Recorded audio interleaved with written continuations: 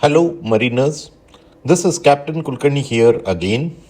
In the third video about OCIMF SIRE 2.0, we will talk about bow tie approach risk-based methodology. This video is divided in three parts.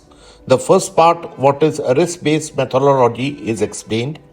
In second part, Swiss cheese barrier-based methodology is explained. And the third part, which is the main part, bow tie approach, which is used after SIRE 2.0 came in operation, is explained. Coming to the main thing, that is risk-based methodology, the SIRE 2.0 adopted a new risk-based methodology known as bow tie approach, which is found to be more compatible in maritime oil tanker industry. This is approach of bow tie method is a risk-based safety method to identify hazard, understand what can go wrong, and control those risks before an accident happens. Its visual links, threats, preventive control, consequences, and migration measures helps crew clearly to see how safety is managed on board. The approach is dynamic and adaptable, meaning it evolves with new technology, improves procedures, and operational experience. In SIRE 2.0, bow tie method supports a practical evidence-based assessment on tanker safety by focusing on how risk is actually controlled during real operation. But the question still arises is, what is a risk-based methodology? It is an approach that emphasizes the identification and management of risk based on their potential impact. This is in all industries, not only in shipping, but the risk-based methodology to determine risk and to act accordingly is in all industry. This methodology allows organization to prioritize their effort and resources towards addressing the most significant risk first rather than treating all risk with equal urgency. Some risks are prominent, other risks are not that prominent.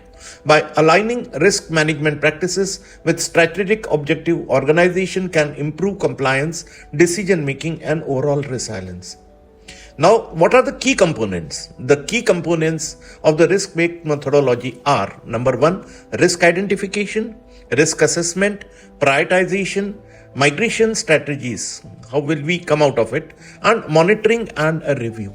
These are the methods. Now, the question arises is, what type of risk-based methodology are used in shipping? There are different types of methodologies commonly used in merchant shipping.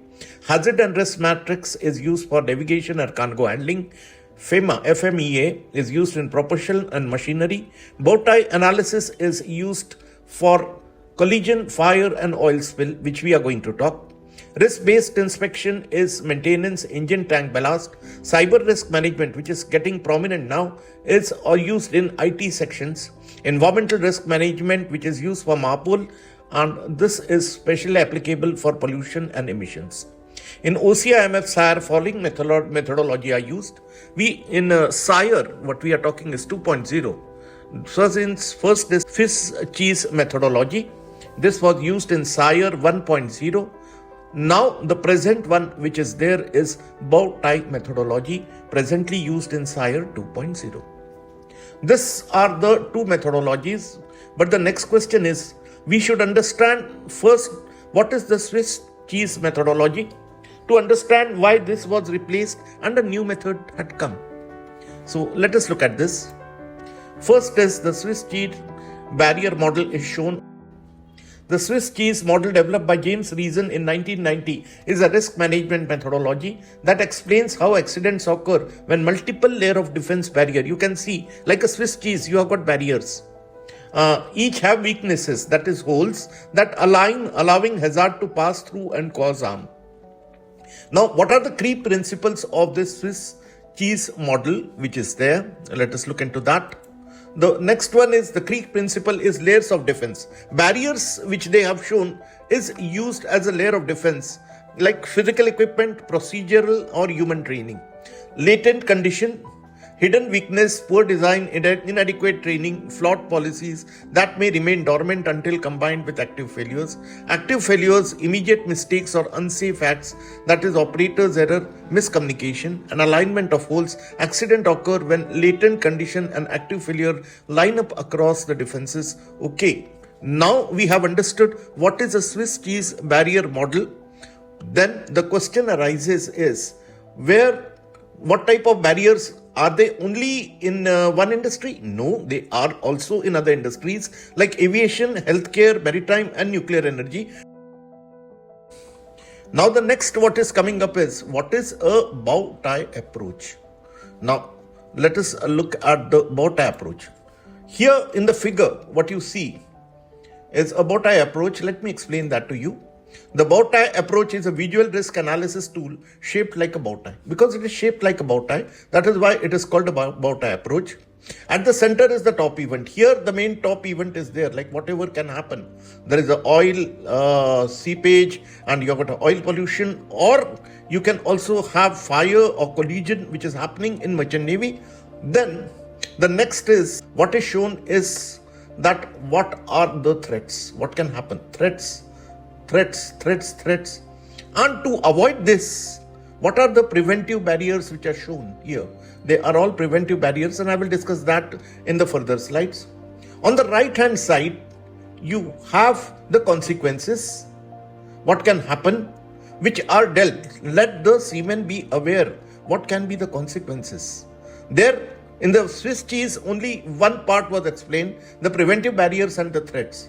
Now in the bow tie method, what we are talking is what are the consequences also. So that has to be explained, and for that, what action we are taking, what consequences are going to take place, that is also explained here. I will give you examples and explain you how this can be made. Now, like you have an oil pollution due to hose rupture in the harbor, which can happen out at sea, or I mean to say in the port. And there you are in the harbor and this has happened. So bow tie analysis is, you can see both the sides are there. The bow tie analysis is a risk visualization, threats on the left hand side, top events in the center and consequences on the right hand side.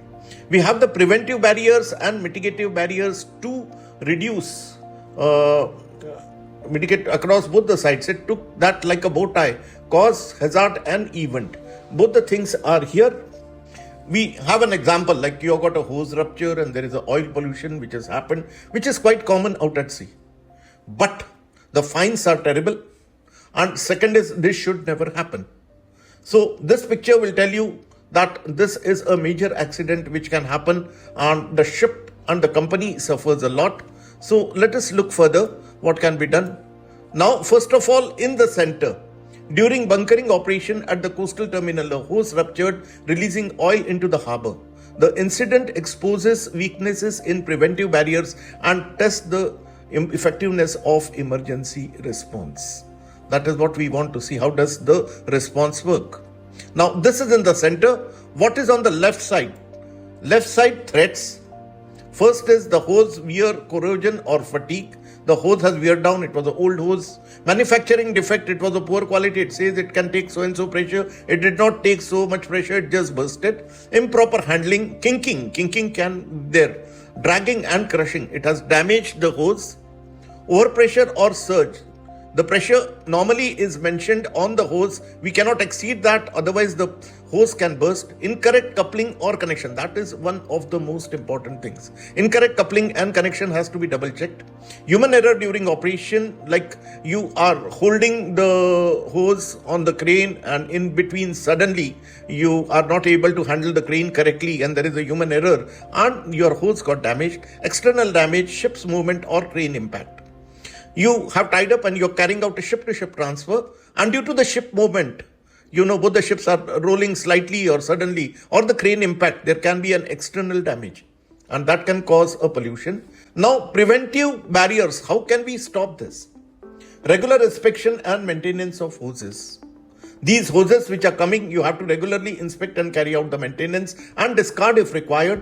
Hose certification and pressure testing before use must for insurance. hose certification and pressure testing. Pressure monitor and relief system. Excess pressure should not be there, and there should be a relief system. On ashore as well as out at sea, on the ship, there should be a relief system. Crew operator training in bunkering procedure. Crew operator require a proper training in bunkering procedure, including sampling. Everything requires to be going much more. Standard operating procedures for hose handling must be in your quality manual. You need to check on that. Double checking hose connection and coupling. Every time double check hose connection. In case a kink is coming, avoid it. And then in case there is a oil dripping, make sure you stop the bunkering or cargo loading or discharging and again reconnect it, disconnect it and reconnect it. That is what is the preventive barrier. So we have covered the left hand side now. Now let us talk about the right hand side. In the right hand side, what is happening is oil spill into the harbor waters, which is shown in the picture. Environmental pollution, marine life, shoreline contamination, which can create a lot of fishes are getting died, and shoreline contamination. You have an industry like you have a tourist industry, it can get spoiled. Fire explosion risk if vapor ignite. That is another problem. If too much of oil comes out, there is a risk that it can catch fire. Legal regulatory penalties. What is the port talking about? And that we have to worry about.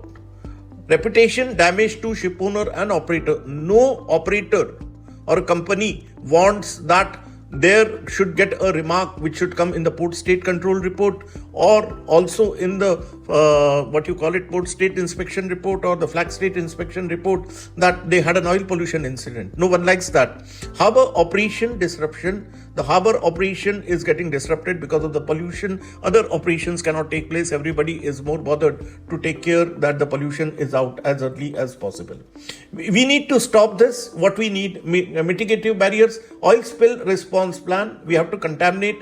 In the picture you have seen, there is a boom. Then we require skimmers. Either you have a contract party or the port is arranging for the same. Emergency shutdown system on pumps.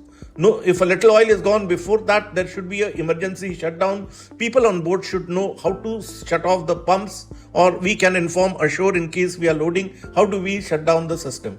Firefighting equipment and trained crew. In case there is a chance of fire now, so they should know exactly how to operate the foam system, which is required to be operated immediately. Harbor spill response team is activation. Depending on which country you are, in US, there are private contractors. In other country, you should know who is supposed to do that. Communication protocol with port authorities, you have to immediately inform the port authorities. The more delay you have, people get more suspicious. Insurance and liability coverage, inform the PNI and we have to act accordingly. Can the same be shown diagrammatically? Yes. Have a look in the next chart. Here it is. You have where the preventive barriers are shown in the bottom. The threats and the consequences are shown here.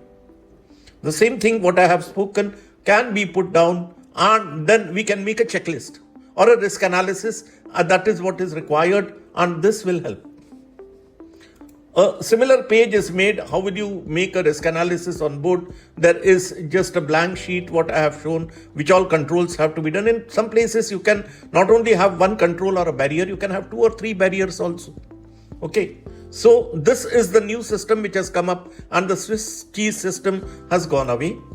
Okay. Now the role of the bow tie approach. It's dynamic and adaptable. You can keep changing it accordingly. On human factors is most important. Even if machinery fails, humans should be able to act immediately. Inspections are evidence-based.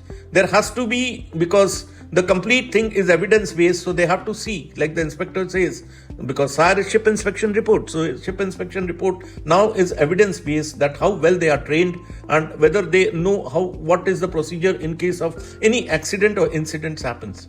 This approach support continuous improvement. Yes, we are continuously upgrading our quality manual. Okay. The bow tie approach shifts inspection to tick box compliance to real risk management. The real risk management is the surveyor is going to come and ask, or he says, show me whether your fire pump is working or not. Show me whether your Weldon pump is working or not. Tell me exactly whether you are able to do it or not. It encourages proactive safety thinking.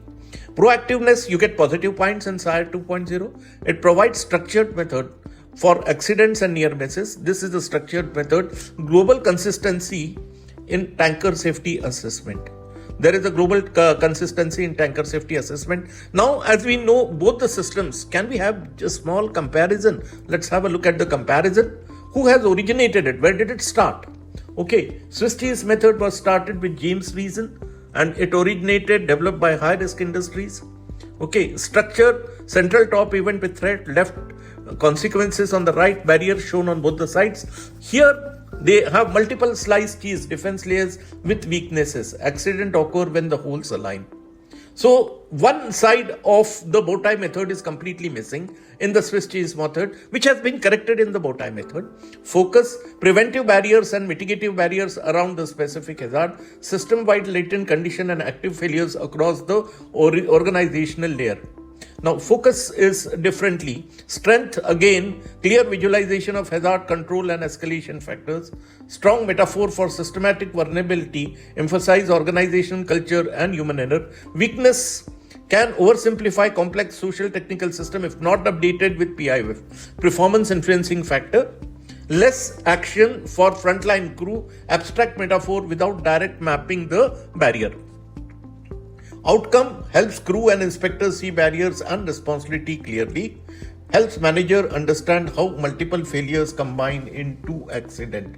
There are two different methods, both have, but the bow tie method is more applicable with the present SIRE 2.0. And as people are more interested, the inspectors are more interested to see the actual thing. That gives a better training than the Swiss method. Okay, overall content is a risk management tool and which is integrating human factor, hardware and procedural control, which is the three parts as per SIRE 2.0. SIRE 2.0 introduced a digitalized and risk-based inspection report program, replacing the earlier paper-based system.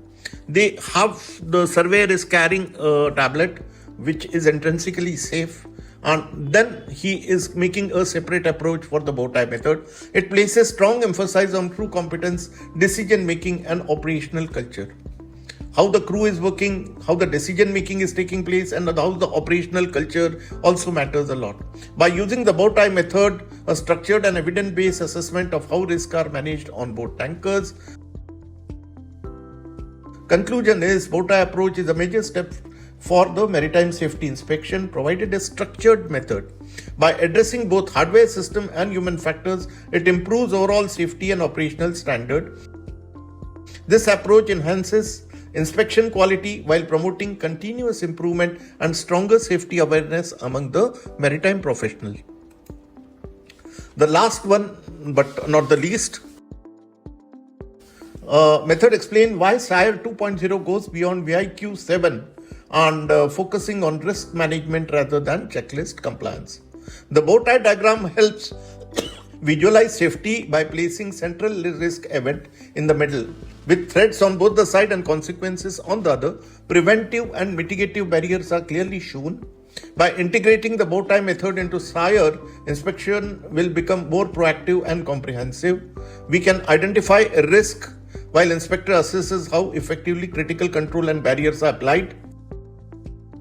This approach improves risk visualization. We can know the risk better and we have to prioritize the critical safety measures. Overall, the bow tie method represents a significant advancement in maritime safety, shifting the industry from reactive to proactive safety culture. Thank you very much for looking at the video. If you like this video, I am making more videos on SIRE 2.0. Kindly subscribe to my channel and give your positive and valuable feedback. Thank you. Captain Kulkarni here.